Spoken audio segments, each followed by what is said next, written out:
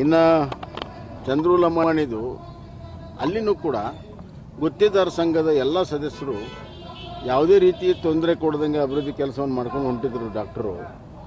ಇದು ಒಂದು ಷಡ್ಯಂತ್ರ.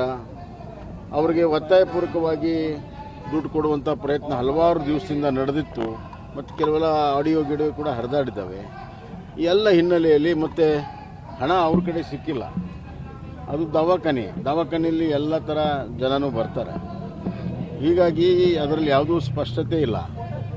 ಈಗ ಲೋಕಾಯುಕ್ತವರು ಕೇಸ್ ಹಾಕಿದ್ದಾರೆ, ಅದು ತನಿಖೆ ಆಗ್ತದೆ. ತನಿಖೆ ಆದಮೇಲೆ ಸತ್ಯ ಹೊರಗೆ ಬರಲಿ. ಆದರೆ ಷಡ್ಯಂತ್ರ ಮಾಡಿರುವಂಥದ್ದು ಮೇಲ್ನೋಟಕ್ಕೆ ಭಾಳ ಸ್ಪಷ್ಟ ಆಗ್ತಾಯಿದೆ.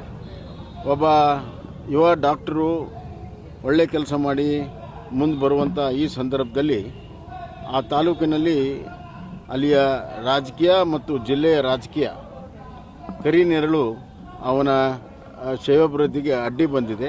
ಹಲವಾರು ದಿನಗಳಿಂದ ಪ್ರಯತ್ನವನ್ನು ಮಾಡಿ ಮತ್ತು ಈ ಥರ ಲಂಚ ಕೊಡುವ ಒತ್ತಾಯವನ್ನು ಮಾಡುವುದು ಕೂಡ ಕಾನೂನಿನ ಅಡಿಯಲ್ಲಿ ತಪ್ಪು. ಪ್ರಿವೆನ್ಷನ್ ಆಫ್ ಕರಪ್ಷನ್ ಆ್ಯಕ್ಟಲ್ಲಿ ಇವತ್ತು ಆಸೆ, ಲೋಭ, ಆಮಿಷ ತೋರಿಸುವಂಥದ್ದು ಮತ್ತು ಲಂಚ ಕೊಡುವುದು ಕೂಡ ಭಾಳ ದೊಡ್ಡ ತಪ್ಪು.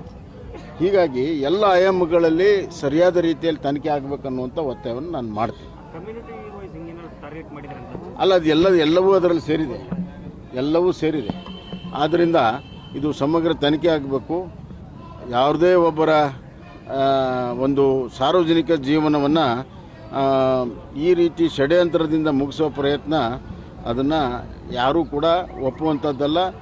ಅಂಥದ್ದನ್ನು ಯಾರೂ ಕೂಡ ಪ್ರೋತ್ಸಾಹ ಮಾಡಬಾರ್ದು, ಖಂಡಿಸಬೇಕು.